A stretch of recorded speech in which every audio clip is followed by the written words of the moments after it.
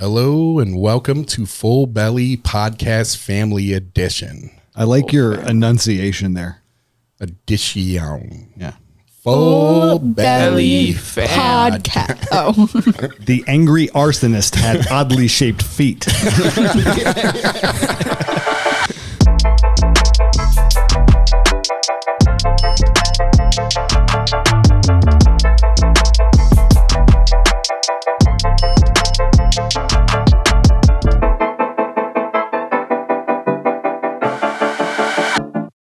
Hello, everybody, and welcome to Full Belly Podcast. We're so pleased to have you guys here. We have such a good evening ahead of us. I think the best guests that we've ever had, I know the best guests we've ever had on here. Mm-hmm. So this is like an exclusive edition.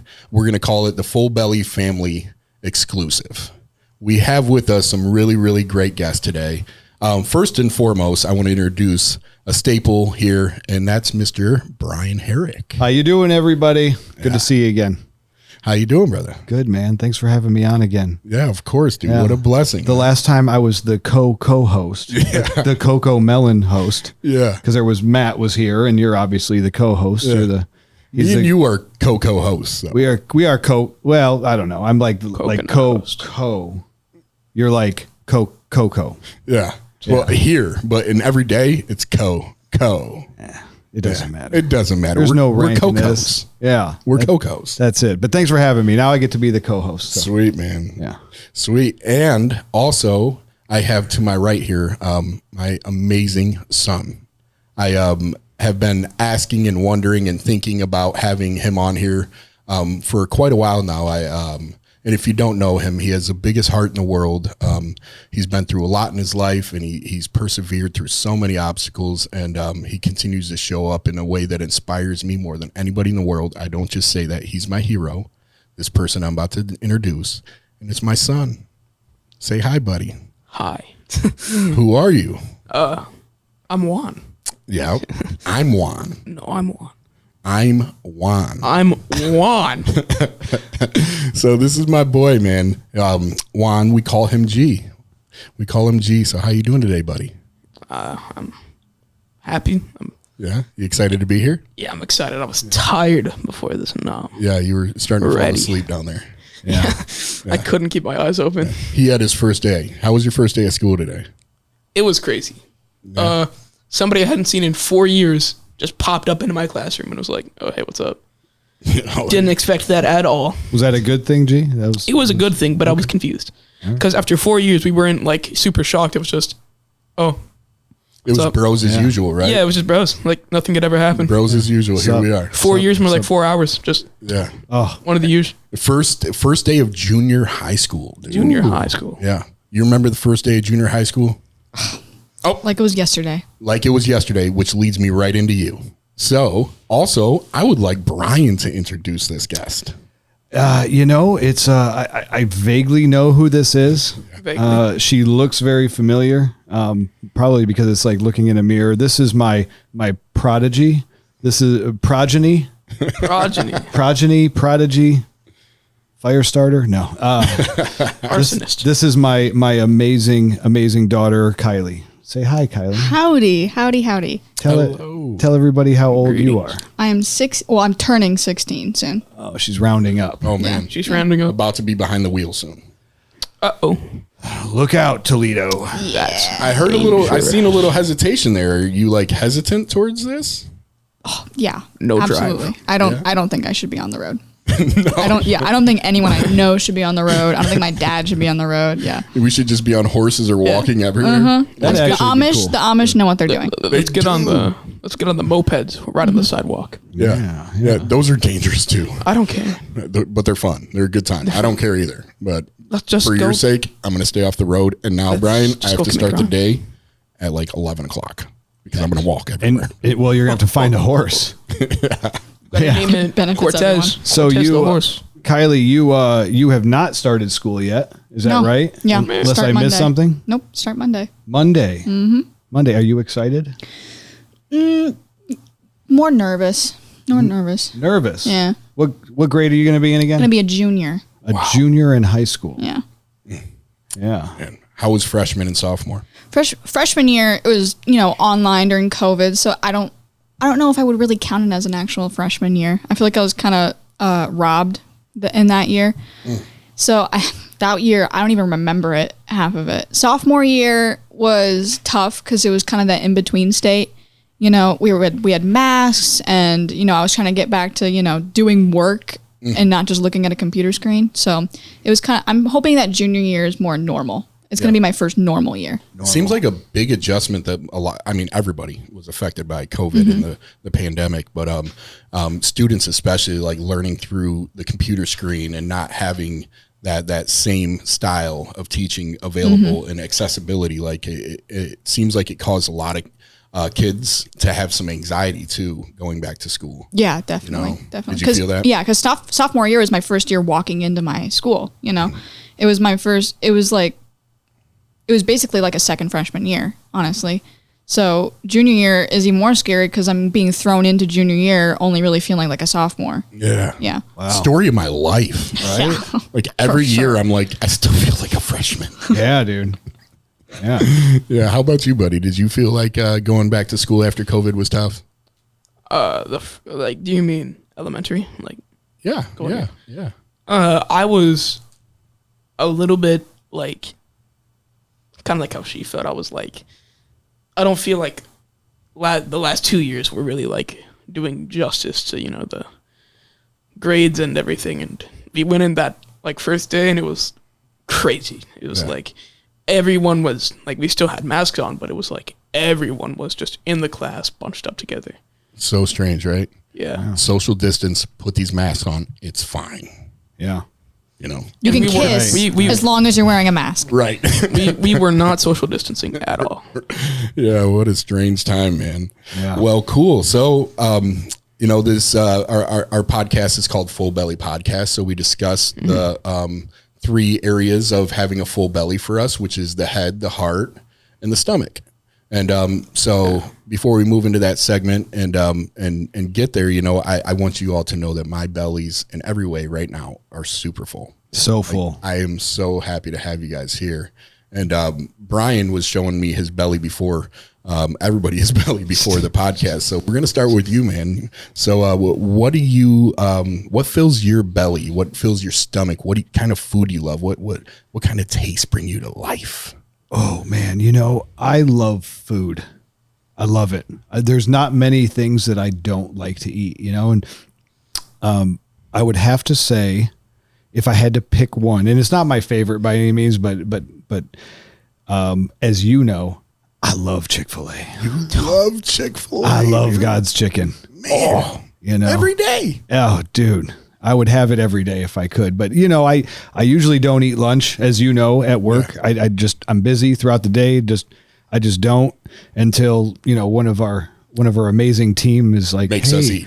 I'm going to get, I think I owe Jordan Weaver like 3 lunches. Me and you owe everybody so much money for lunch. Yeah. We don't feed ourselves. No, we don't. And they're like, yeah, here, I got this for you, and you have to eat. So yeah, it would have to be Chick-fil-A. And what? Not just their food, but I gotta give a shout out to Chick-fil-A's employees, man. I don't know what they do, but there could be a line of 100 cars wrapped around that place, and you're getting your food in 5 minutes. You're right. Josh, do you feel what's coming on right now? Do you sense this, Josh? We're talking to the cameraman back there, Mr. Coven. Do you hear this sales pitch happening right now? Yeah. Because it sounds like you need to make a commercial, and I need you to sell Chick-fil-A Full filet to our camera. I don't think I have to. Honestly, they'd sell themselves. But hey, if you're in the market for a delicious chicken sandwich and some amazing crispy waffle fries, come on down to Chick-fil-A. We'll get your order and we'll get you out of there in 5 minutes or less, or we'll give you a free peach milkshake that'll melt in your mouth. Come down to Chick-fil-A. What's their website? www.notopenonsundays.com. I'm sold. That was a banger. So, yeah. How did you do that? I'm hungry. How? I've learned from the master. Your dad. Your dad is the master This guy's- at impromptu, off the cuff, random commercials. The worst random commercials ever. That's that horrible. Are bad, but they're so bad they're good. Stick one at us right now, just random off your head. I can't. I can't do it. I'm nervous. Well, dude, that's amazing. Chick-fil-A is your favorite food, which is kind of strange. I mean, It's my favorite. cool too. flex. You know, well, It's not a cool whatever. flex, it's an average flex. I'll be expecting my royalty check, Chick-fil-A, or endorsement check. For sure. They probably Yeah. they have no. Hey, fun fact. Did you know that Puff Daddy sampled a Sting song back in the 90s, I'll be right? missing you. Yeah, that's the one. Yeah. You know, Puff Daddy pays Sting $2,000 a day to this day in royalties for that song. What? Yeah. $2,000 a day? A day. A day. That's amazing. Yeah. I learned that. And while we're talking about royalties, I just had to. Chick-fil-A owes you $2,000 a day. At least 2,000 minimum. Yeah, I will settle for a spicy chicken and a large waffle fry though. once a week. That's because that's all the lunch that I eat. Lifetime supply once a week. Once a week. Yeah. Once a week, but it's a lifetime. So, G, what about you, buddy? So let me hear about your heart and what keeps your heart full. How do you keep your heart healthy? Like, Healthy, you know. especially since you've walked through a lot of things in life.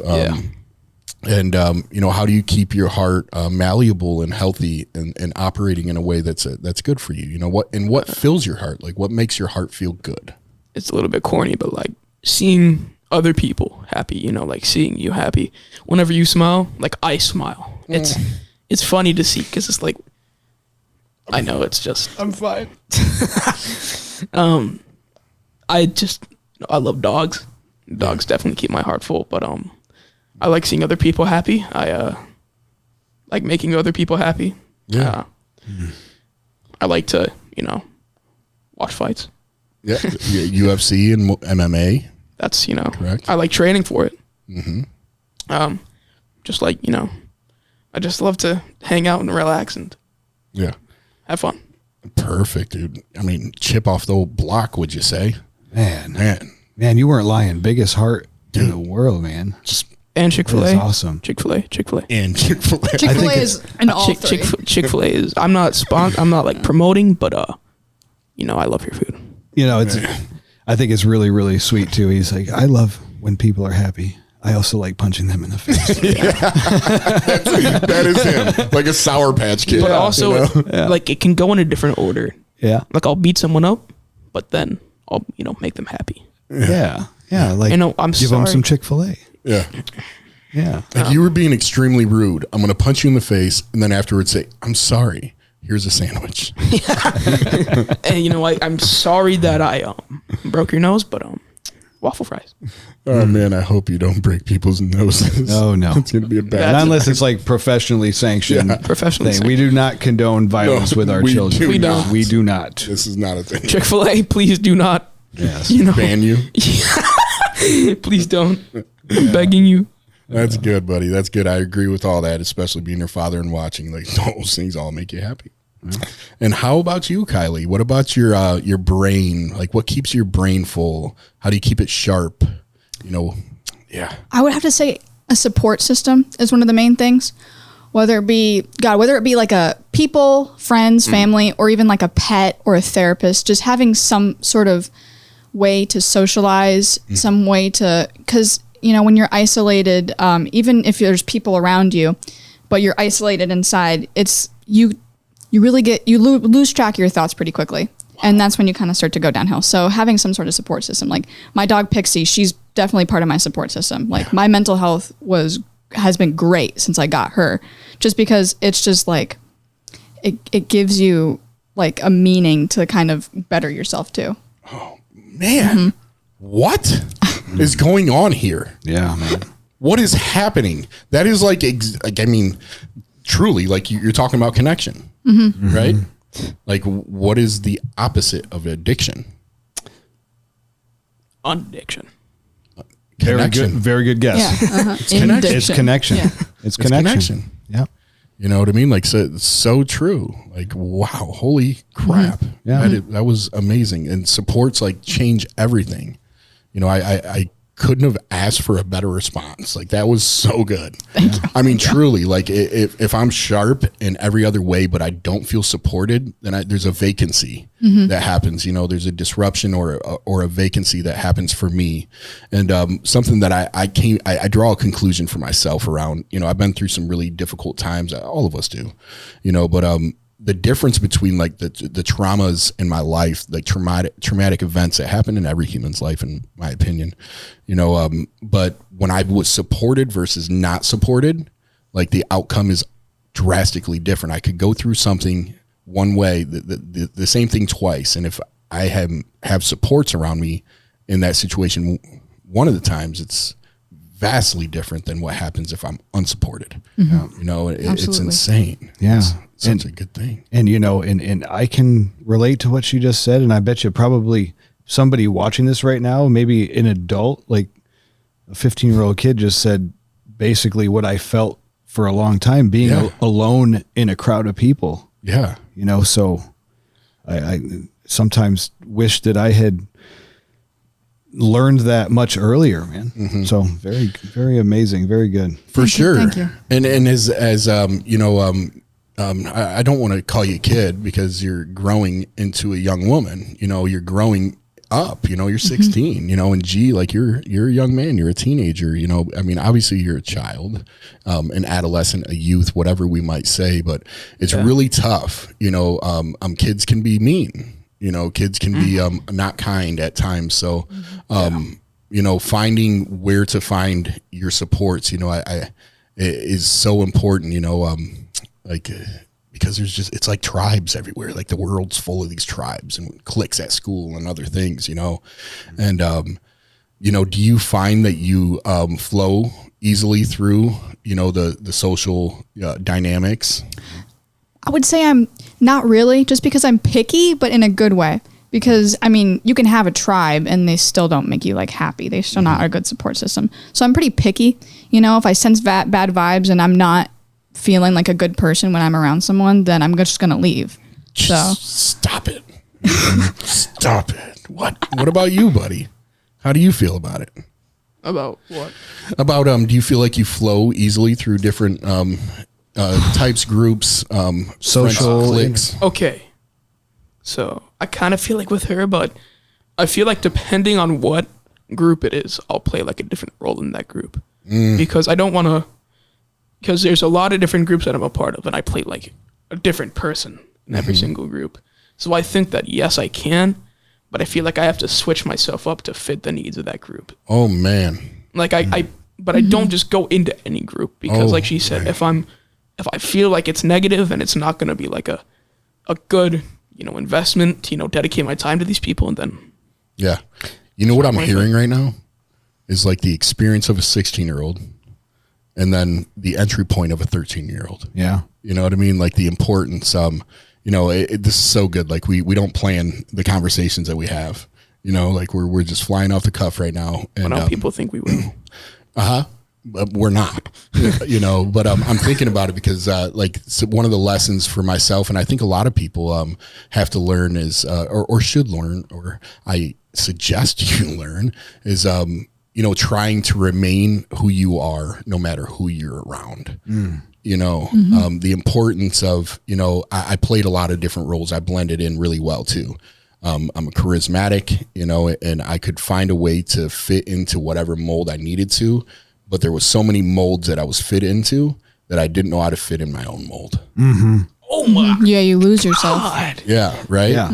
So, you know, like walking through your process, you know, as your father, I think like the biggest blessing and responsibility is to walk with our kids and to say, hey, like I went through this, I learned this, and to try to see how to encourage you to say, hey, you know, well, if you got to change this way to fit in or to feel good there, maybe you just shouldn't be there at all. Yeah. You know? And so, you know, Dad bars. Yeah. Hard bars, man. I was a chameleon growing up. I totally relate to what you were saying, G. Like I would be a different person with this group of people than I was with this group of people and with this group of people. And I thought that was an asset because I was social. I was a social butterfly. I could get along with just about anybody. But right? then, But doing that, I never learned who I really was until much later in life. Much later in life. you start to feel like you lose, like they said, you lose yourself in it. You don't. Yes. You don't become yourself, and sometimes you like. It feels like I have to be every single one of them at once. Yes. But I want to be myself. I don't want to be a jokester every now and I do, but it's like I want to be myself. I don't want to. Yeah. I think what your dad said was such powerful and impactful suggestion. Is this if you're being somebody, if you find yourself playing a role that does not make you feel comfortable, that does not give you fulfillment around people that you don't feel comfortable with, then maybe those aren't your people. And that's okay. It is. And I think one of the difficulties, even, just in general personality differences, but as a kid, I remember, that can come with, saying no as a kid. Like kids tend to or can be a little bit more forceful with their opinions. They can be a little bit sharper with their tongues and say things that are a little bit more cruel. So, when you don't engage, then people can tend to berate or belittle or create an insecurity, and it's really awesome to hear like how you're establishing these boundaries for yourself and these like identifiers of what you like and enjoy, and where you want to be and what feels good for you, and do you ever feel like you're experiencing any of that, on the other side where it's like, oh, well, I'm not going over there, or do people, I feel like once you command respect, you get it. It sounds like people are just like, I know what I'm going to get from Kylie. Yeah.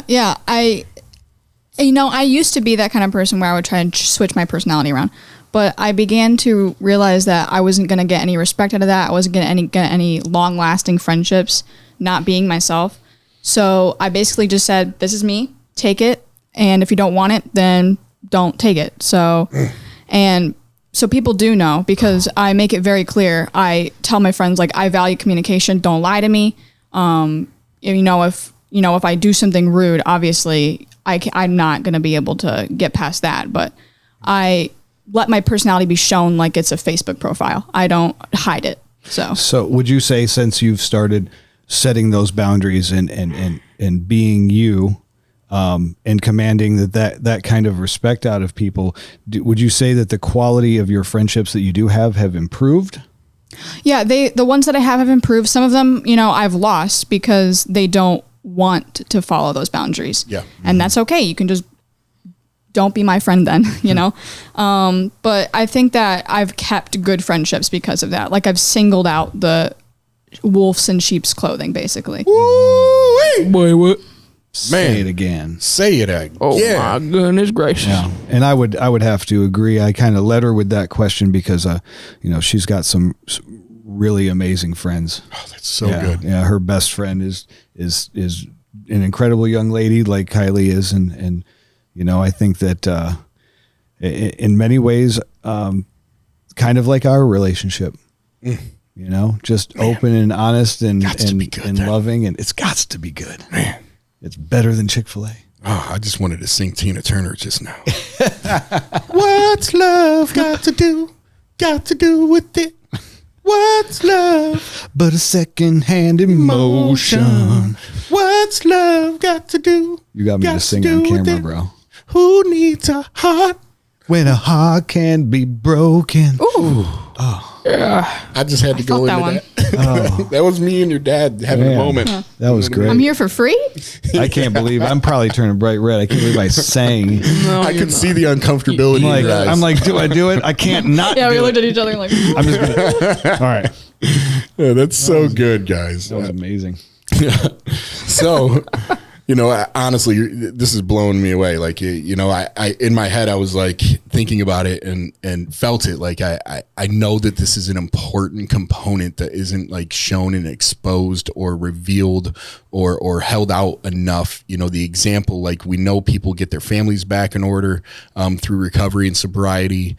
But I know that for myself, like witnessing and hearing and actually being able to put my my mind around what it looks like was different, you know. And so for a long time we've been talking about this, you know, like we should get families, we should get our kids on there, we should start having discussions, you know. And so, you know, I wanted to kind of lead into some of the other, you know, topics that we have, which is really, I feel like good things and good questions to ask and to gain your guys' perspective. And one of those things that me and Bryan were discussing, and Bryan, you know, what is it that you guys think that we do for our jobs? Like, what's your perspective on what your dads do at their jobs? Go ahead, G. What do you think I do? Yes. I mean, it's hard to, you know, like say because you do so much. Oh, like he does. It's like just in general, it's like you're the guy around. Like I don't know if like I know everyone tells you, but you're the guy. Like that's what you do. You just be the guy. Like everyone can trust you. Like everyone talks to you. You can do, like, you're very flexible when it comes to this job. You can take calls, you make calls, you you do everything here. You're that, you know, everyone respects you here, you know.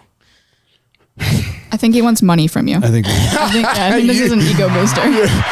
What? we might need some tissues. Right. I'm gonna get a debit card transaction later that says he spent $30 on Xbox.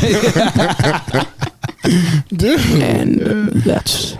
Dude, oh my God. You're not wrong, G, at all. Not a single thing you said is wrong. Yep. I've analyzed that very carefully. Yes. Man, dude, thank you, buddy. I love you. That was so good. On behalf of everyone at CR, thank you. Oh man, G, come on, you're gonna choke me up. So Kylie, what about you? What do you think your dad does at work? I think my dad's also the man. He runs things. I know that. I see it. I see him just on calls all the time. You know, like I'm sure he takes calls in the middle of the shower. Like he's always doing stuff, always giving advice to people or like doing things. He's kind of, I guess he's the man that a lot of people turn to. You know, I'm not going to give like an actual like job description, but you know, try it. LinkedIn. Come on, try it. Like his title? Well, you know his title, right? Vice President of Operations. No, Director of Operations. Director of Operations. Same thing. Something. Yeah, Same something difference. operations. He does some operating. But You do some operating around here. I think he does everything. I don't think he has a job description anymore. I think he just does whatever he is needed. Like he is the description. He's basically a server. He lives to serve his company. And Oh I my think that God. not even in like a slave way. Like he's willing to do a lot for his company because he sees it. Like I know that he is so proud of Team Recovery. Man. Like he's so proud of it. It's like his little baby. Like he just is so willing to protect it. This is so good. What is going on? I'm gonna say more again because I didn't really finish. Yeah? What do you got, G? But you know, got it's like, something too? like when she was saying you were on the Team Recovery. This is Juan. Like that's the equivalent to Kilo Delta 8, Juliet Mike Delta. Like that's the, you know, like every day, almost every day I hear it. I used to hear Team Recovery. This is Juan. You know, you would spend so much of your time. Like I'm not even joking. I'm a little bit angry, but you never you were working so much you barely spent any time with me. Yeah, that was. But tough. I wasn't upset because I knew you were, because you've been here from the beginning. Like you've been with TR. You're one of like the original people, and that's why I say you've done everything. Like you are, because you were like a person there, and now you're all the way up here, basically kind of like. You know Matt. what's weird though? We're really down here, like you said, Kylie, because we're like trying to serve, right? Don't do this. But you know, like staying at the ground level, you know, and just like being in it, believing in it so much that me and you like we're willing to do whatever it is. It does not matter. Yeah. This is me and your dad. Like I spend most of my time with your dad. Yeah. Like every day, like we're interacting, bouncing things off each other. We got this problem. We got this, we got that, you know, and in many ways, like it's such a blessing, you know? So I was, the director of operations of housing, of operations for TR. Before your father came on, we opened clinically. I don't have the experience to do many of the things your dad can, and being extremely invested over the years, but like knowing like I believe in this so much, and not feeling like I'm entitled or I deserve or I should be in something in a position that brings us status or a title, like the understanding, like he's more competent than me. Yeah, I've never seen him lose his humbleness, no matter what position he's title. So he has. humble, I've never seen him, get into what his position is, what his status is. It's never been about that for him. But I love it. I say that, Brian, because on an operational standpoint, we all have our strong points, but I know that I don't know enough about what you do. To do what you do. And I'm also just, me and you have talked about it. Like, I really don't like that shit. Sorry. But it's really dope how we get to like, I feel like I love playing the supporting role in many ways and being like, oh, that piece is going to fall off the plate. Let me grab that one and be like, here, put it back on the plate. Yeah. And I love my job and titles aside. And thank you so much, Kylie. Man, come on. Man. Star of the show, MVP. Our mission, and that's I think why we connect so well, is our mission is to serve people because we care about people, because just like you, G, like seeing people happy makes us happy. And the people that we serve, many of them are the most unhappy that we've ever met. And it's our job, it's our mission, in life to do everything we can to change that around. And it's an honor to do it. And, I look at my job title, like director of operations, operations is like the whole operation of the place. Right. And like, well, what's a director? And I often think of myself as like a conductor of like a symphony. I am not the most important person on that stage.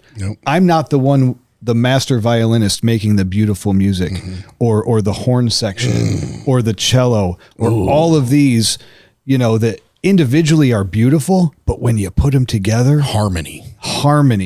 And it's just simply my job to keep it in time. Yeah. That's it. That is such a good description of what is going on right now. Yeah, man. You harmonized, dude. Ooh. Come on now. You said, ooh. Yeah, that's great. I love it. And you guys are correct. Like in many ways, we just do whatever we can. Yeah, that's it. Yeah, you guys are like kind of like angels, basically. Oh, stop it, Kylie. You're killing me now. You take people who have fallen and you help them. You help them get back up again. We're getting a paycheck tonight. Yeah, you guys are definitely. This is my allowance. Yeah. At least getting a bear hug. It's definitely also like a freelance type job position because you don't, and by that I mean you can do anything here, the both of you. It's like, it's very, like you guys don't feel like you need to serve a specific role as long as you're, in the end, achieving the same goal. That's exactly right. It's like the pyramid. It's like how do you know what's going on? Like the top of a pyramid. That doesn't have to be the top. Like that brick could be swapped right to the bottom, and another one could go in its place. And in the end, it's still achieving that same purpose of holding it up. What? Wow. I'm done. That was okay, Socrates. Come on. Socrates. That's fire. But you did say something, G, that I feel like is important, which is over the past like year and a half or so, it was tough for us to get quality time. Those are some of the concessions, sacrifices, or our tough decisions. I've heard some of the I've heard for a long time, like you never get time back, people work themselves away from their family or they don't get to spend that quality time, and for years, I had a very free schedule and like the commitment of jumping in. Like I remember having conversations like, I'm so sorry I don't get to see you. And like the time we get to spend, like how important it is, that me and you can be very intentional with our quality time. And I just, I think it's important for me to tell you, how big of a role, if not the biggest role in me being able to be who I am, how I am, and to do what I do. Like there's one factor in that contributes more than anything. It's you. You know, it's the fact that you know, you are who you are and you walk through life the way you do, you know, and I'm just really thankful. And I also want to say, you know, I miss you all the time when I'm away. I miss you way more. I'm just going to be honest. Yeah, man. Well, I needed to just tell you that, dude.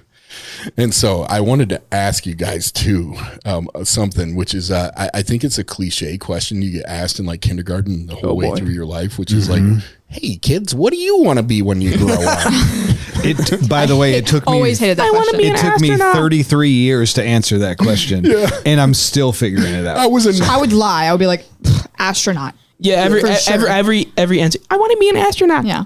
I want to be an astronaut. Sure. Whatever makes you happy, teacher. The true story was, and I didn't lie to anybody, was I wanted to be a ninja until I was 9. Yeah, it's true. It's true. It's true. I still It's want actually true. I do too. dude.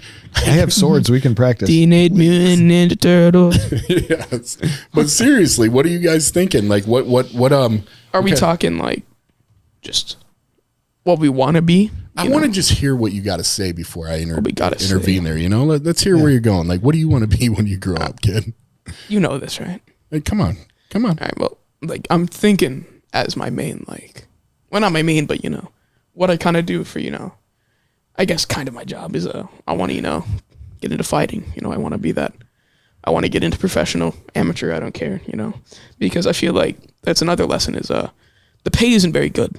You know, it's not that great of pay, but I'm doing what I love, you know, so even if I'm not getting paid well, I'd rather do something, you know, I'd rather do something at a 9 to 5 that I love doing rather than getting paid a bunch of money to do something I hate, you know. What do you love about fighting?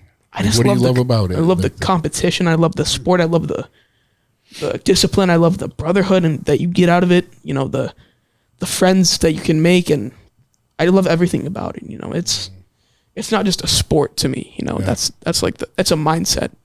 You know, the mindset of fighting. You know, when you fight someone, and at the end of the day, even if you're enemies, you know, you're only enemies when you step into that cage, ring, whatever. You're only enemies in that moment. After it's all said and done, in the end, you end up going over to that guy, hugging him, and it's all over. Yeah. And in the end, that's shared brotherhood.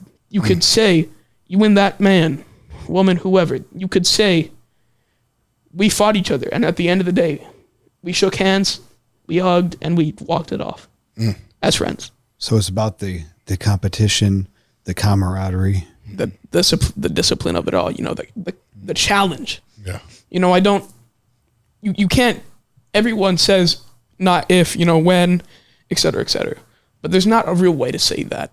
You know, I motivate myself by saying that, but in the end, if I can't, you know, go to the top, then I'm fine with that. If I can at least achieve one dream, I'll be happy. Just enjoying what you do. Yeah, enjoying what I do. I don't need to be in the UFC. I don't need to be, as long as I'm just having fun, doing what I love. Yeah, that's fine. I don't care if I make 1,000 per fight. That's the craft that you choose. That's your craft that you want. Yeah. My craft is here. Yeah, I love that. And we have fun doing what we love. Yeah, exactly. It's true. Like build your life, build your life around your lifestyle. Don't build your lifestyle around your life. You know, like that's the goal, is to enjoy what I like to do as my lifestyle, and to have that more accessible. You know, I feel like a lot of people and in society in general, you know, have to build their lifestyle around their life, you know, and that just take care of their responsibilities. But if early enough on, you know, you can like grab a hold of that and say, this is the lifestyle I want, and I'm going to figure out how to build my life around that. Yeah. And like I was saying, it's that mindset, you know, it's the warrior mindset. It's the disciplined mindset, you know. That's what I love about it is, cool, they get paid at the end of the day. Maybe I beat them, maybe I lose. But in the end of the day, I come out experienced. I come out with wisdom. You learned your medal, kid. Yeah. Yeah. I learned from it. I learned from it at the end of the day, and you know, if I win or lose, you know, I'm happy. I love it. I love that, buddy. I'm proud of you. And I'm proud of me too. You, Miss Kylie.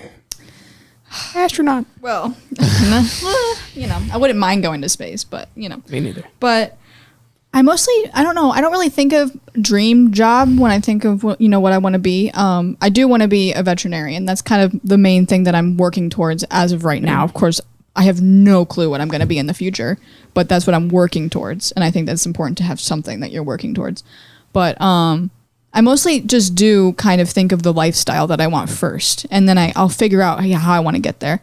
So I want to live humbly. I don't dream of living rich. I don't want a mansion. I don't want to live in one of those all white marble houses with like a huge fenced in yard. I'll like look at houses on sale even now, like when I'm like in the car, like looking out the window, driving past, and I'll be like, that would be a nice house. It's like little, I think of like what pets I want. I'll think of like, oh, Pixie, my dog, she'll be old. I'll have to have like a nice bed for her or something. I think of like how I want to live, because that kind of brings me more joy. And, I'm willing to, because my interests change all the time. So I just want to do what I love and make sure that it gets me the life that I want first. Mm-hmm. So I know that like veterinary work it's hard work. There's a lot of school. It's a very busy schedule. It's kind of like being a doctor, It is a doctor. Yep. Yeah, basically. Except my patients are like kittens or whatever. But yeah.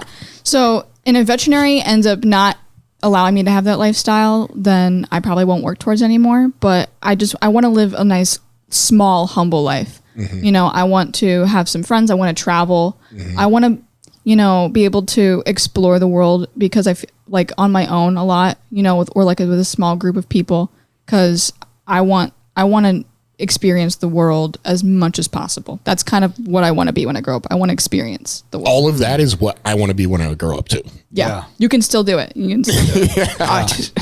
I'm getting shocked by like the amount of like what is going on here. Yeah. What a everything is like. Yeah. Mm-hmm. Hey, Kylie, have you ever heard the it's a quote. I don't know. I should probably look it up. Something about if you love what you do, you'll never work a day in your life. Yeah. I've heard that one. Yeah. Yeah. It's true. Mm-hmm. It's true. And as of right now, veterinary is what I think would make me happy. But of course, I haven't become a veterinarian yet, so I don't know.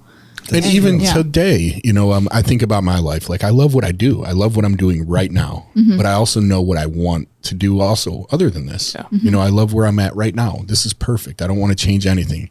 But very much so, I want to live humbly, because I don't want the weight of the responsibility for me to tend to, mm-hmm. a bigger lifestyle, that demands that I make a lot of money doing that. The experiences for me, 10 years from now, I would like to say, hey man, like these things around me, I think I just want to go that way. Yeah. I tell people a lot of time that I just want to live in a secluded cabin in the woods with my pets. That's and be like the local city witch, basically, for the little town. That's kind of my goal, because I want my pretty. Don't go down Huckleberry Lane. There's a witch down there. Yeah. You hear about Kylie? Walking a witch. I found you, my pretty. Yeah. That's so good. And I mean, me too. I changed. My mm-hmm. ideas changed. In different ways. And I think that's really cool that you're flexible in your thought process. And I think about also like some of the cultural and biological weights like that can happen, which is like, culturally, I'm thinking about societal norms, and things along those lines that can make, they hold things together in some ways, but they can also cage things in, and biologically, where it's like our parents want us to be safe. They want us to be secure. They want us to be, grounded and all those things, and to hear like you articulating those things says that, you're challenging the status quo to find your individuality, but you're also being raised in a way that encourages that. Encourages the confidence to say, that I can do that. One of the hardest things for me was when my dream at like 15 got shot down, which was, I wanted to go to the Peace Corps. I wanted to do like the Greenpeace, a Peace Corps, whatever it was. I wanted to do an organization that served people, and I didn't care about money doing it. It's what I wanted to do. But when I introduced that idea to my parents, they said, well, how are you going to take care of yourself? And I could feel their disappointment and their worry in that. And so the feeling and the idea of what I wanted to do changed, because the weight of their disappointment or their fear caused me to want to like shift that to make them proud and feel okay. you know, and so I no longer wanted to like go help people for the whatever it is, and that's how I identified and still do. I wanted to be an electrician because my dad would be proud, knowing inside my heart I don't want to be an electrician. I just want you to be proud of me, you know, and to hear that you're flowing in that way, in that direction, you know, tells me that you're being supported, like you said earlier on, and that's dope, dude. Are you kidding me? Yeah. I think that a lot of parents view their kids as a reflection of them, you know, and I try to break that concept with Kylie, with raising Kylie and her stepsister as well, Leah. Hi, Leah. Hey, Leah. You know, and one of the things that I have always tried to instill, and Kylie's the only young lady in this room, you know, with some males, but I have always told her and tried to instill in her that she can do anything I can do. Come on. And probably better. Yeah. You know, she can, you know, women can do anything that men can do. And you know, I took her to her first heavy metal show was Hailstorm and In This Moment, and then there was another band. My and it first was all, concert. It was all bands with female lead singers, and I did that for a reason. I wanted to show her like you know, these women are Getting it. tough, you know, they're doing the thing, and she could do anything she wants to do. Yeah, you dude. know, and Yeah. I fully support her in that. Yeah. You know, if Even she wants to join the Peace Corps, and if she wants to live like a hermit, that's okay. Yeah. You know, as long as when I'm old and crusty, she comes and visits me Takes at the care of you a nursing little home. bit. Changes your diaper. Yeah. Yeah. And even like I was saying, yeah, to add on to that, it's a lot of women can do stuff just as good as us, you know. Oh yeah. Yeah. And better, you know. Yeah. In terms of fighting, you know, it's like, I'm gonna bring it up again. I'm sorry, Go for it. but there's a lot of women that can be considered some of the greatest fighters of all time. Oh, for Absolutely. sure. And, Ronda Rousey. Ronda, we don't talk about her. We don't talk about Bruno. Sorry. Valentina Shevchenko. Oh, you probably know way more than me, but yeah, there's some bad The women. Lioness. Yeah. You know. Yeah, man. There's a lot of Thug Rose. Thug Rose. Yeah.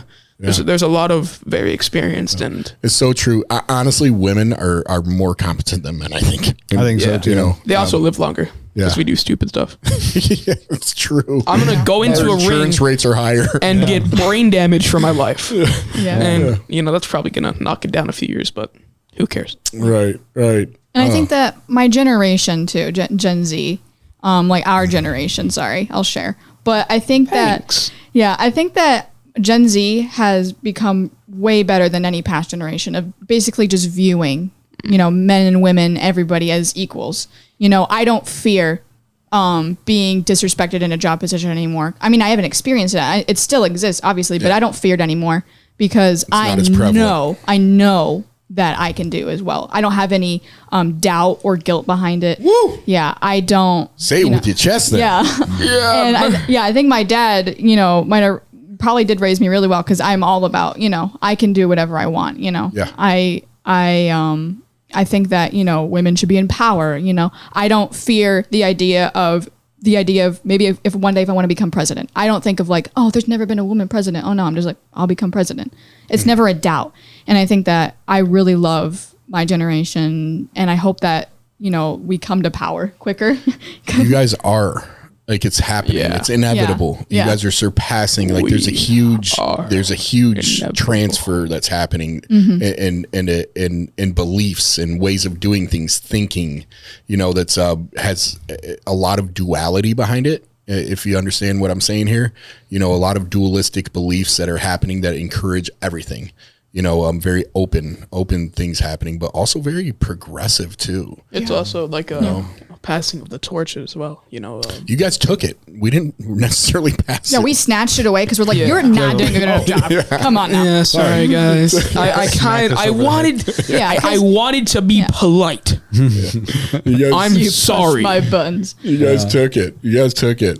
Yeah, girl power. I hate you. Because we've seen society, and we know that past generations have not done a very good job. You know, my earth is falling apart, and now I have to be responsible. Well, it's really great though, because like hearing you say that, and like, you know, encouraging G in many ways along this line too, which is like you guys are going to tend to this garden, you know, that and also like, you know, I think the competition between families with parents and their kids, you know, I think that there exists a form of tension or comparison or competitiveness inherently at times, you know, coming through life where, you know, fathers tend to say, I rule the roast, you know, rule the roost, you know, or this is it. And I feel like a lot of our generation is doing a pretty good job at allowing our kids to be better than us and encouraging it and pushing it in a way that doesn't just say I provide or I support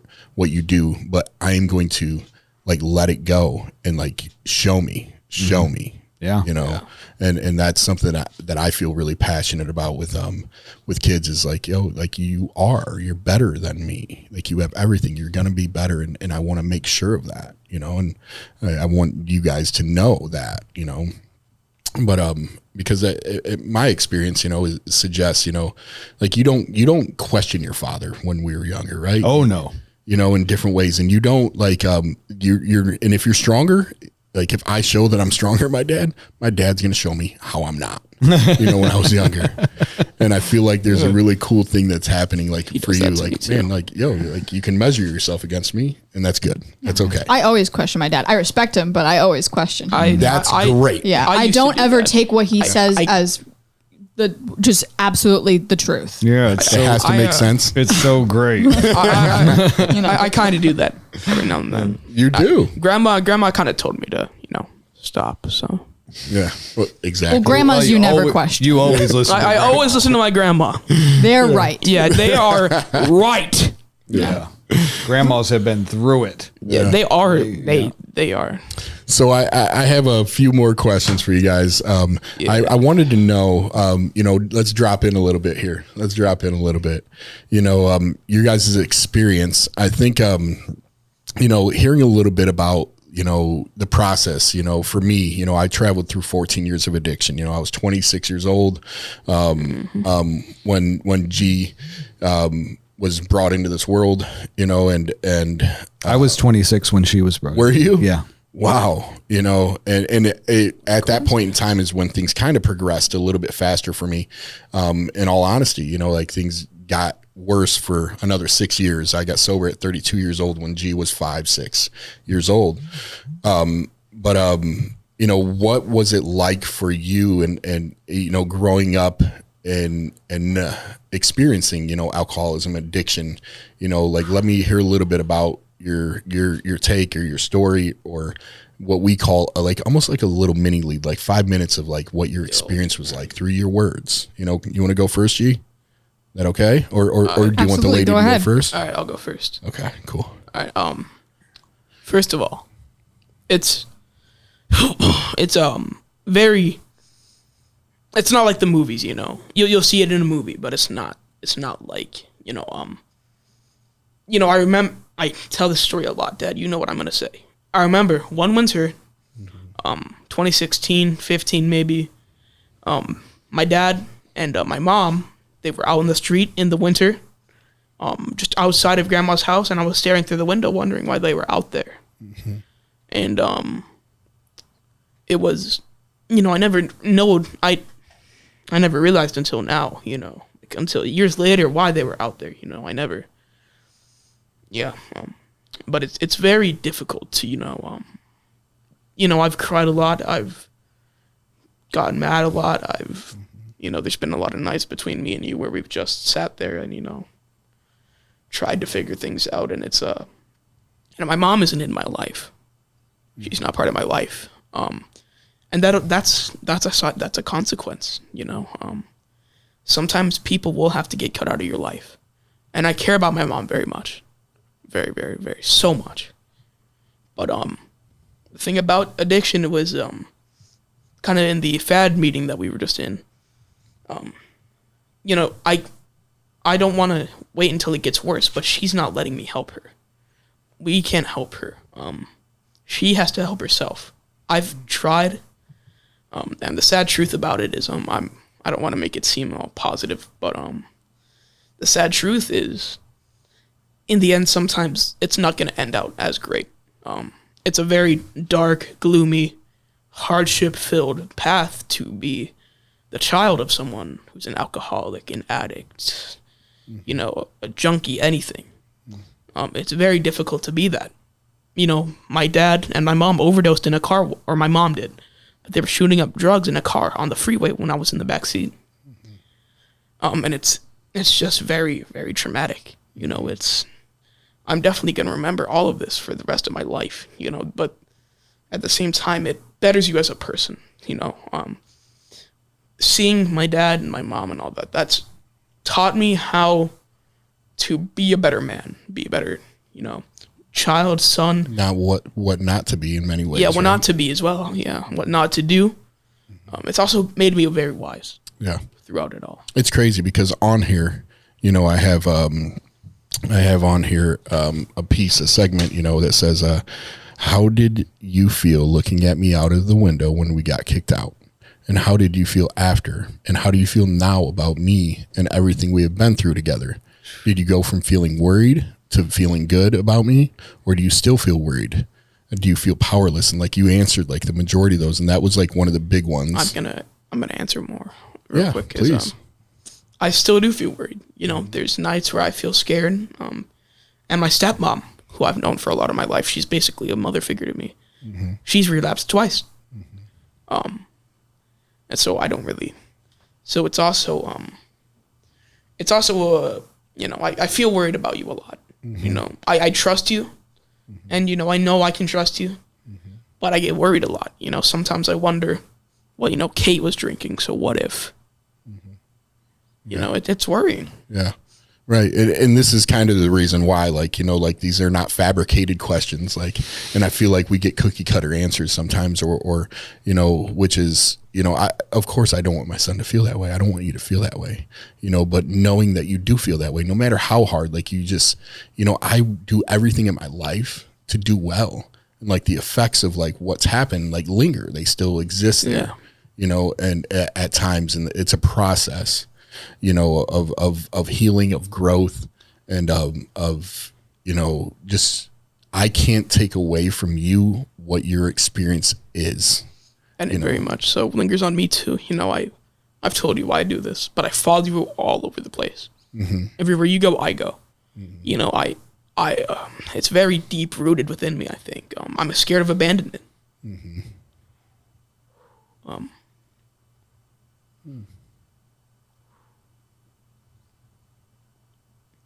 Yeah, I know, buddy.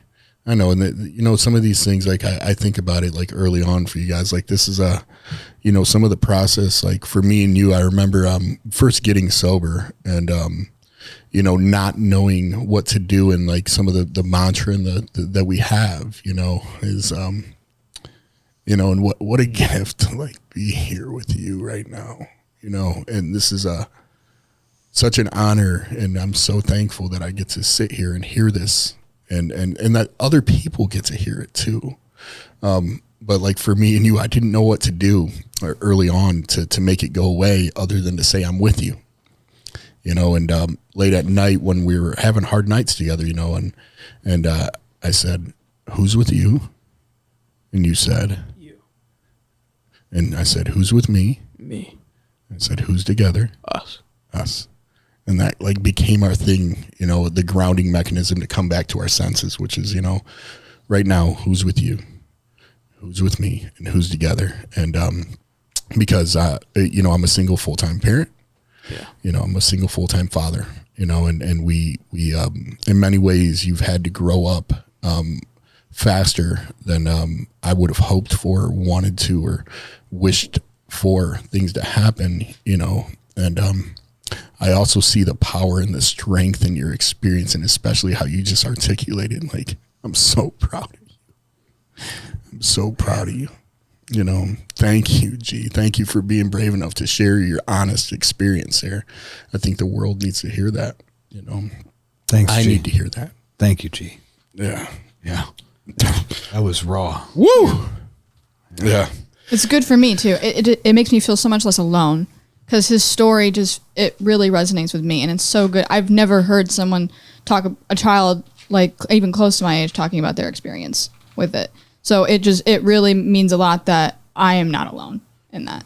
Yeah, and I think that's important. One of not the important, but a big important factor of like tonight is because there's so many kids that are affected by this, and I think that there's also a difficult situation to have the conversation amongst youth, the children, and what their thoughts are, what their feelings are, what their experience are, because much like us, we're far more alike than we are different. It's humans anyway, no matter what.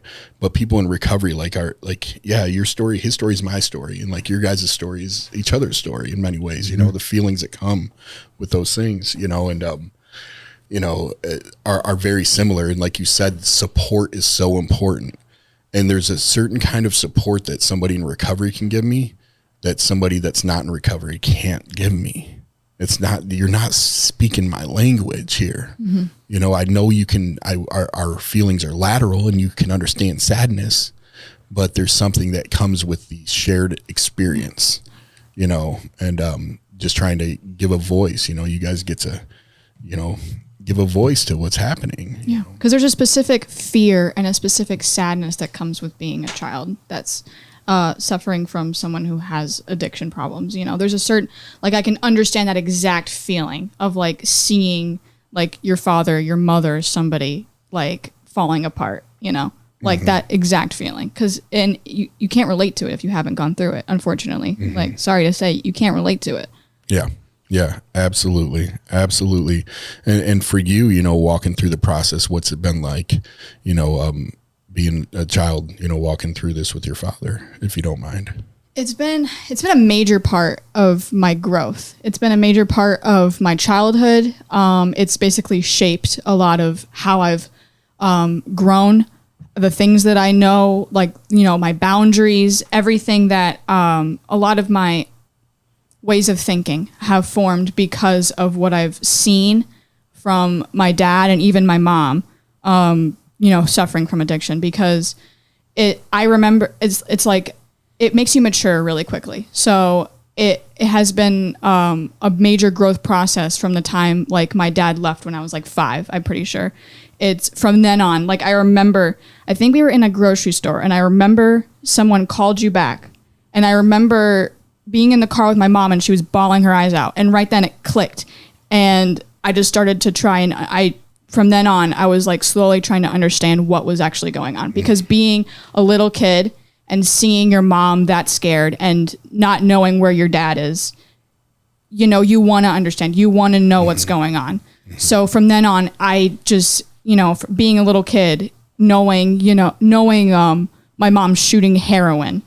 You're not supposed to be like an 8-year-old knowing that that's going on. You're not supposed to know what heroin is. Yeah. And so it's been a major thing where, I get told that I'm very self-aware, that I'm very mature. And that's because of that experience of watching my parents suffering like that. And it, because I needed to do it. It was a survival instinct to have that maturity and to start growing quickly. And I wish I didn't have to. Even now, sometimes I still feel angry. Not at my dad, because, I've watched my dad grow, and from the bottom of my heart, I am not angry at him. I'm angry that the fact that I didn't get to experience like a cookie cutter, normal, happy childhood that you see in like a movie, the dad playing catch with his kid or something, or like, just going to like a family gathering, I never got to experience that. And sometimes I still feel that anger. It's no longer sadness. Yeah. It's anger. Because I feel like I was robbed. I feel like it wasn't fair. I feel like I didn't deserve it, which I didn't. And I know that. And it was such a big experience, even now, it's changed my life in a lot of ways. I'm no longer in contact with my mom. And that kind of was the major step in giving me the boundary thing, was because I had to set up a boundary with my own mother, the one who gave birth to me, saying, I don't want you in my life anymore. I had to make that decision for myself. And that was also as a result of that maturing process that I had to go through of, I don't want to talk to you anymore because I know that you're not healed and I don't think you ever will be. I'm sorry. and I didn't want to give up on her, but for my own safety, because I had been put through so much, I was just like, I can't be put through anymore, because I'm old enough now to understand that I don't need to be put through it anymore. I remember, being in scary situations that I had no control over. And I wish that, I could tell my childhood self that it's going to be okay, that I know it's really scary. I know that you are crying right now because your mom is going to jail for like the 5th time in a month or something. And that you don't know what's going to happen to you.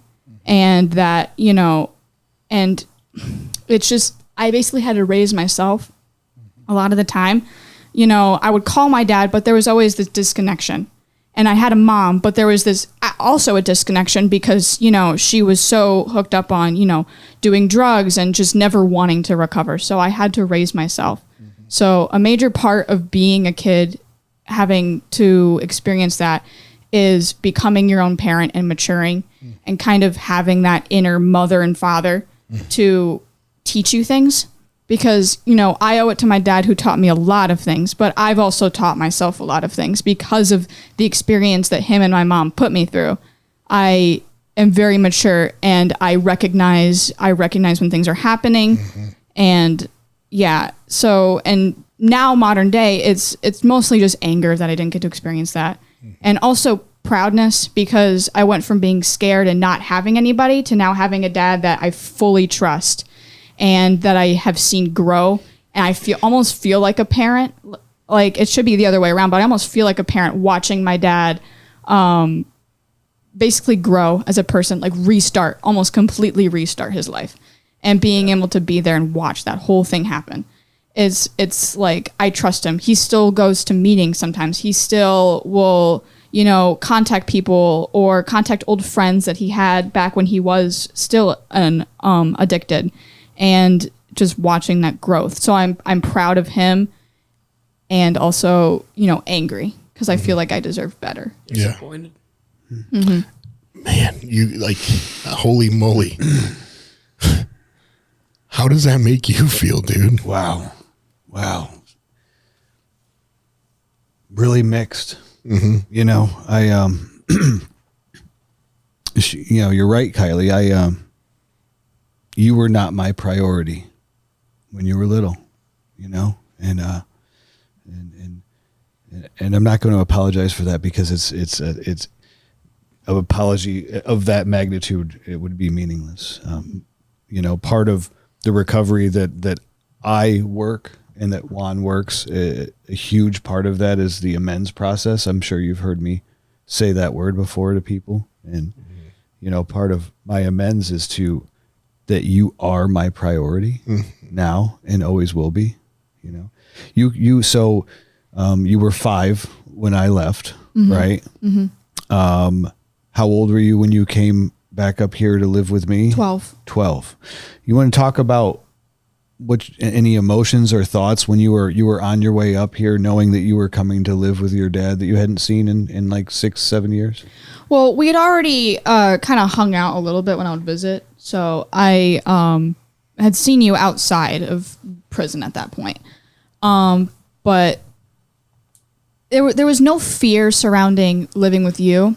It was more so the fear because I was switching from having one parent to just having the other. And I never had both stable parents. And I'm very lucky that I have, Lori. Shout out to Lori. Really cool stepmom. Love you, babe. And, but it was just that fear of, wow, I can never have it fair, can I? And that feeling of, because I was worried that what if he ends up being like my mom and I get put through a whole new cycle? Because there was always the chance, I could never fully guarantee like my dad is flawless, perfect. He's healed in every way, because you can never be fully healed. And, I had no way of knowing because I was completely restarting, but I couldn't see what the new life was going to have in it, what it was going to bring. So did you have some of the stuff that G expressed, some of that fear and doubt, that perhaps your dad, as good as I seemed, maybe on the surface or at that point, was there that fear that it could go back to that I could start, doing drugs again or drinking? There was that fear. Yeah. Cause there's all of those, memories that you have of when they weren't good. And so, you can never fully trust anybody really. And so there was just this like, when I found out, there was all these memories of what my life was when you were back in my life. And I was like, I cannot let that repeat because I'm too old now to let myself go through that again when I am fully like conscious and I can carry all of the memories, because luckily I was a kid. So a lot of the memories weren't as sharp as they could be like today. Wow. Man. Yeah. What a beautiful explanation on both your parts. Do you have anything else that you wanted to share, G? Or Brian, did you have any questions for my son? Man. Or either of you, Kylie, is there anything, I feel like we're in like one of the most amazing, wild, like rides right now together. You know what I mean? Like this we're on is this vulnerability. Yeah, this is real vulnerability and super authentic and transparent, I knew this was going to be a powerful podcast just because our kids are part of this. We've done this before and we've gotten deep but we've had fun and we've laughed and joked and stuff too. And I figured this would be similar, but with our kids, right? But man, that was some of the most raw stuff that we've shared on this podcast, I think. And I want to thank you, G, for being vulnerable and expressing. That is amazing. Thank you for that, Kylie. God, I love you. I thank you. And we have talked privately before, one-on-one about, I don't keep the disease of addiction a secret from her. In fact, I want her to know what it's like. It's one of my biggest fears that my children will succumb to this disease too, and I'm pretty confident that some of the unfortunate experiences that you've had in your life, I hope you recall them with sufficient memory when the day comes when you may have a friend or somebody that presents you with something that could lead you down a very bad path. Yeah. Yeah. And I think it's so amazing, also is to like, I think one of the mechanisms is to guard and to callous, to whatever it is to separate and dissonance or have some kind of disassociation, that occurs there. But like seeing the tenderness in you both, and the ability for both of you to remain tender like that for me has become like a quest in my life to not become callous, no matter what I go through, and to understand that like being tenderhearted is like being human, like it's being open to life. And much of my life, I was covering up and trying to callous my heart because I didn't know how to deal and to hear how you guys are dealing as adolescents in a way that supersedes and surpasses most adults. Truly, you both are mature beyond your years and beyond in ways. Maturity is not about age, and you guys are have the vibrance of kids and the maturity of like wise elders, so wise you are. Yeah. And so, moving away from that a little bit, because things just got serious, man. Sheesh. God. Man, Josh, you over there dry-eyed, or you, how you doing over there? Oh. Yeah, Josh is wiping his eyes. Yeah. Me too. Yeah. So, and we touched on a lot of the things on here, and I think, now we can kind of shift, so we have a segment usually on every podcast where we play a game. Recently we played a game where we had to start, so I'll say a word and we're going to use food. We're going to go the same direction that we went last time, which is if I say asparagus, then the last letter of asparagus, the next person has to start their next item of food with an S. And so the barter or the bet is whoever loses gets a cream pie face or smash, right? A cream pie to the face, right? So is everybody good with this right now? I'm good. Absolutely. Yeah, I'm good. Yeah, Go. All right, amazing, man. Yeah, so rules, right? Yes, like you rules. said, Rules. the name of food or something edible. Yes. Edible. Something edible. Socks are not edible, just so you know. Yeah. No. I was planning on saying socks. Nails. I knew it. You're right. Nails. Chocolate nails. So you have what? 5 seconds. We'll go 1, 2, 3, 4. That's how Yeah. long you got, right, to Yep. come up with Oh, your Jesus. word. All right. Yep. Oh, Jesus. Okay. That's fair. All right. You get 3 strikes. 3 strikes. 3 strikes. Okay. So Three if you miss strikes one, you and get a out. strike, and we'll keep going around. Right. Juan's gonna start us off. In which direction are we gonna go? Let's go your direction. And I think what we should do is maybe next week for the Friday fire, all 4 of us come to the fire. Friday. And Sure. Are you free next Friday, Josh? Potentially. Yeah? Yes. All right. Josh is free. So next Friday before the fire, we will do the face, The pie face. pie face. Are you guys good with that? Yeah, Yeah. doesn't Are seem you- like much of a loss to me. Yeah? I think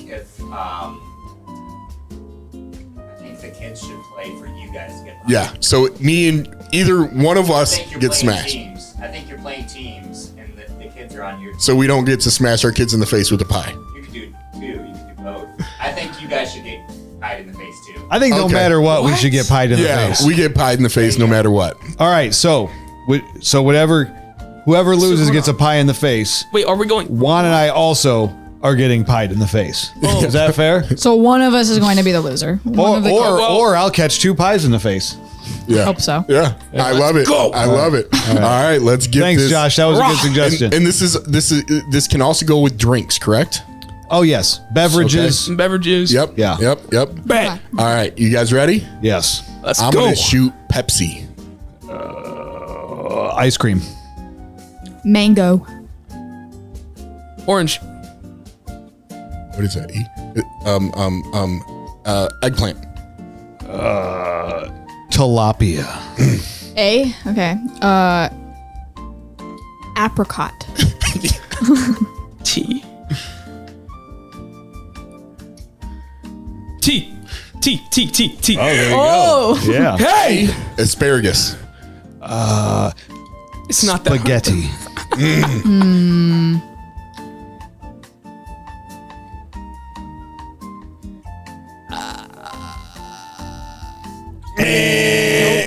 Rest in peace. I is so hard. So very Wait, does hard. spaghetti carry on don't to we me? transfer to him now? Spaghetti? Is that what we did? Yes. That. Yeah. Then I to him. Wait, hold on. Can I do a subsection of food? Like a subsection of food? I don't even know what that means, bro. Like okay. So let's say like a specific type of food. Like, now I'll you allow can't say it. Indian. I'll allow Okay. it. You can't eat Indians. No, I'm allow- not saying Indians. We'll allow it. Okay, iguana, like lizard. What? No, that's you not can, food. You can no. It's an animal. Yeah, you can. That's, You can eat animals. I count it. yeah, that's. I guess you're right. You could eat an iguana. I You bet you ate some you ate a frog. indigenous No, I don't want to. peoples eat. Hold on. Iguana. Hold on, let's talk about this, Dad. You ate a raw frog live. Okay. I don't want to hear it, bro. okay. Shut up. Iguana. So Okay. I'm on an A. Yeah. Artichoke. Wait, what day? Eggs. Salami. Another I. Why? Man. Y'all doing me dirty. So it's an I. Yeah. I. Oh man.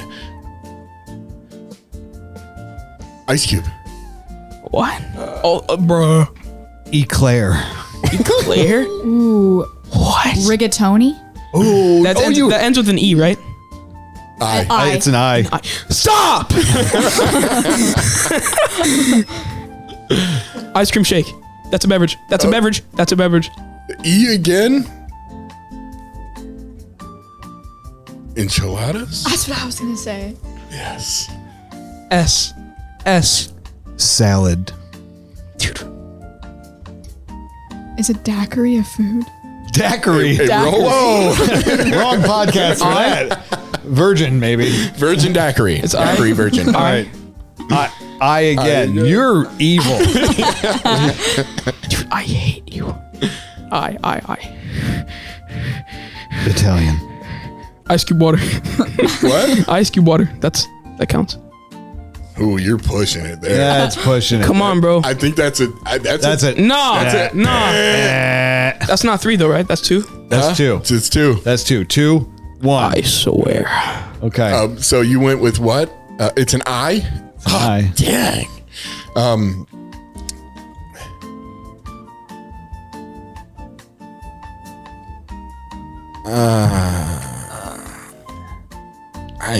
I got one too. I take 2. Oh man.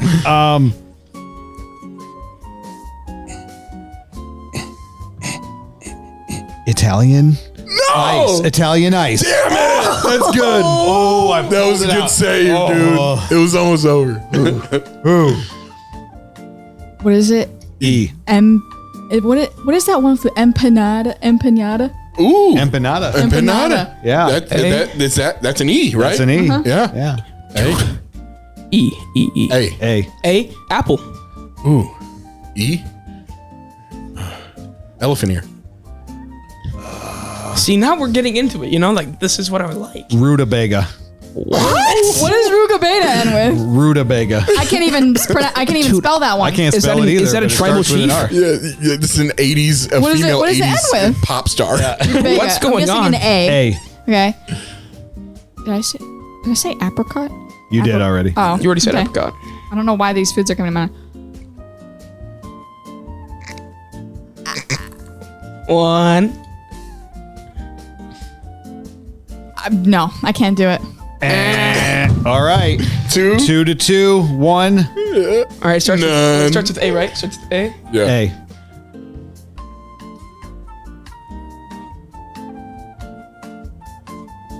Applesauce. Ooh, I'll allow it. that was good. E. Yeah. E. Every time. I'm sorry, time. dude. I'm sorry. Egg roll. Oh.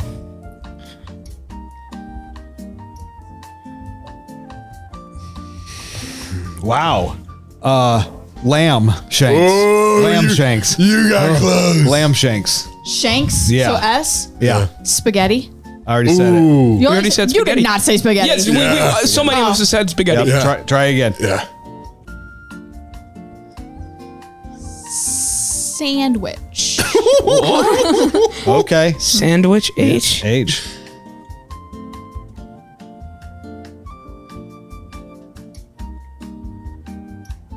Oh, you Heavy can- cream. Heavy cream. Wow. Not what I would have Heavy said, cream. but that was good. Okay. M. You're an M. Come on, this is Mashed easy, bro. potatoes. Easy. Salmon. Wait, what?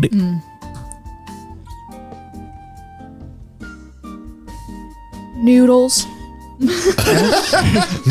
She said Noodles. S. S. Wait, hold on. Can I wait? S. Yeah. S. Okay.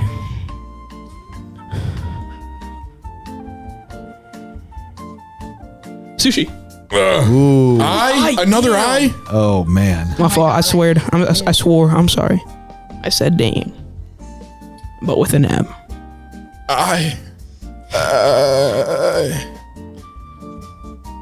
I'm stuck.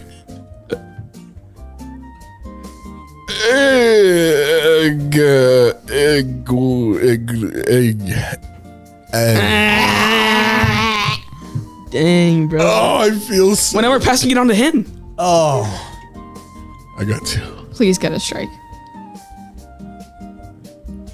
No, hold on. She's scheming over here. She's trifling. What's going on? Indian corn. No. It's already. No. it was already at It was five. already. No, it was already. I didn't hear the There was no Well, it doesn't matter. We counted the 5. All right. I got 1. I got We're one. still rolling eyes. Oh shoot. Can I say IHOP? No, that does. Are we IHOP's going with food, brands? though. We can say brands? I don't know. What do you think? Do we allow brands? Because brands technically I are. say no. I say no. No, try again. Try again. We'll give her a couple more seconds. Hey, come on.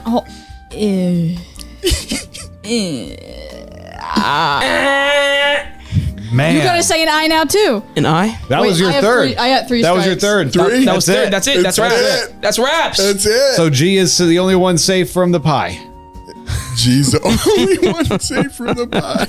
All right.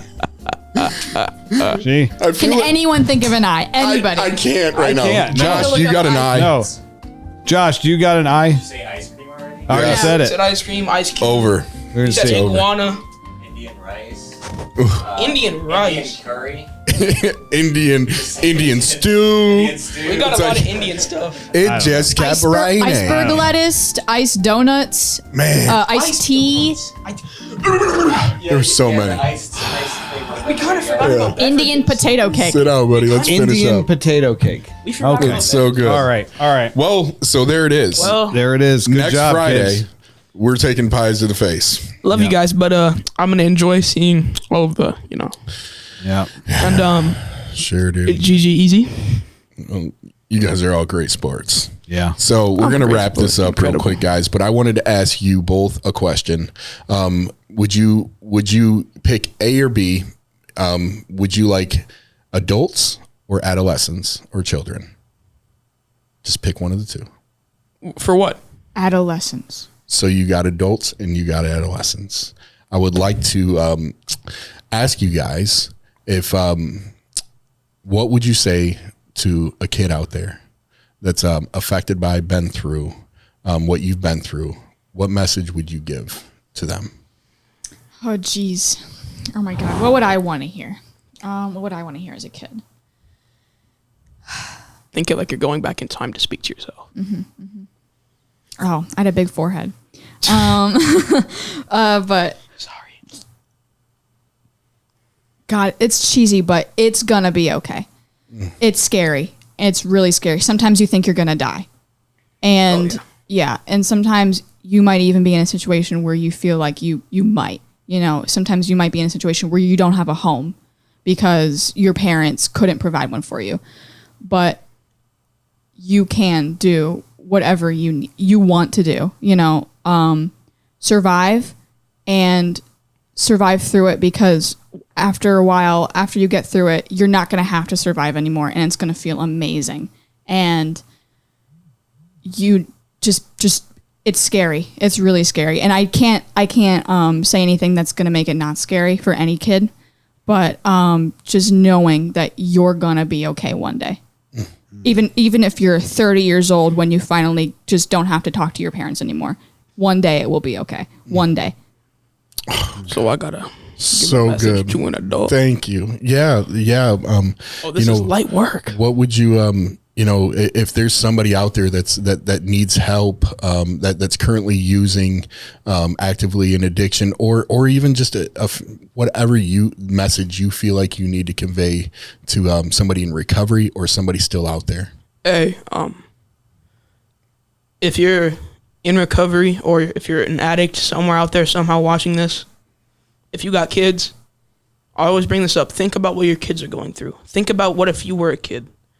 Think about your family and how they would feel if you passed away, if you overdosed, if you OD'd, or if you got in a scruffle and you got killed or anything. Think about how your kid, son, daughter, mother, father,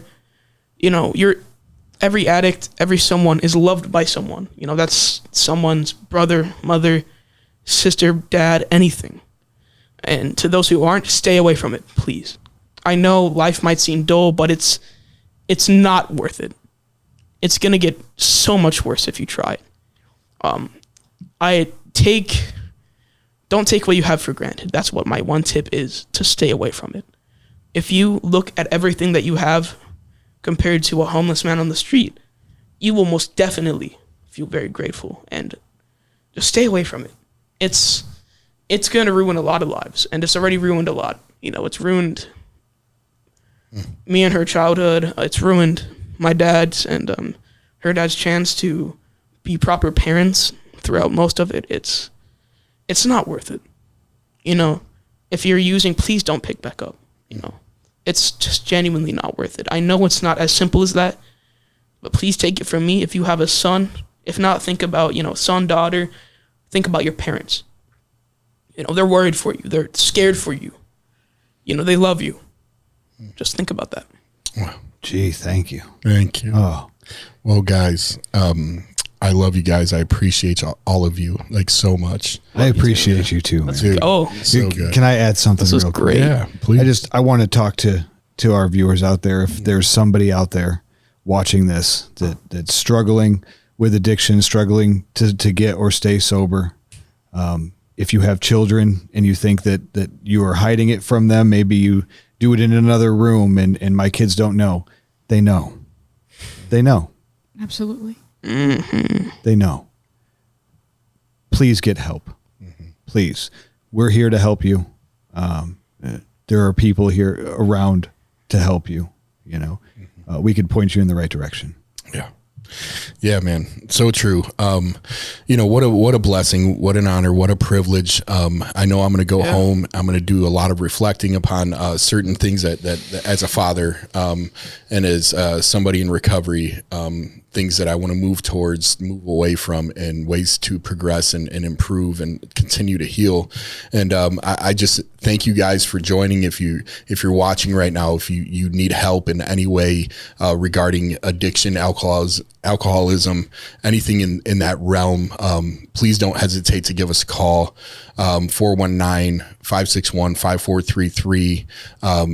And please follow us on Facebook, follow us on Instagram, pass a message along. If you don't know where to go or how to go about getting help, call us. If you're a family member that's in need of support, call us. If whatever it is in the realm of addiction, alcoholism, give us a call and we'll help you navigate the process. We will walk with you through that process. We'll tell you what agencies, facilities offer what, who to call, where to call, when they offer the services, what the services are like. We'll give you our experience. We have the experience in recovery ourselves through active addiction, and we want to advocate for you. And hopefully we can connect with you along the way if you're in need of the help. So please give us a call, 419-561-5433. We appreciate you. Check us out on the web, theteamrecovery.org. Also, wherever you're watching this, probably YouTube, please subscribe, like, because I know it's generic, but it actually really does, spread it around.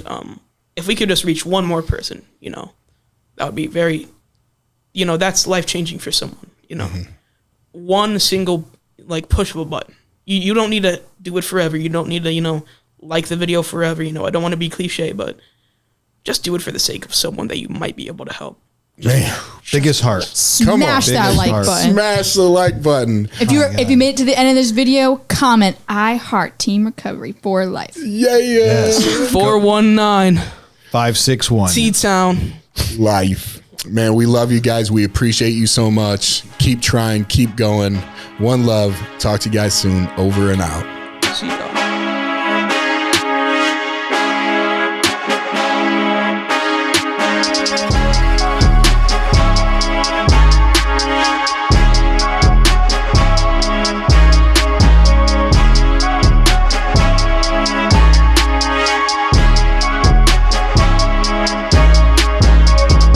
Here we are again. Happens every time. Just always got to take one for the team. Matt cheated per usual.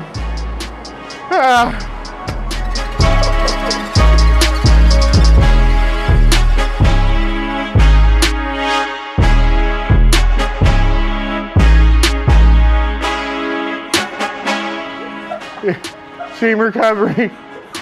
Together everyone achieves more, right?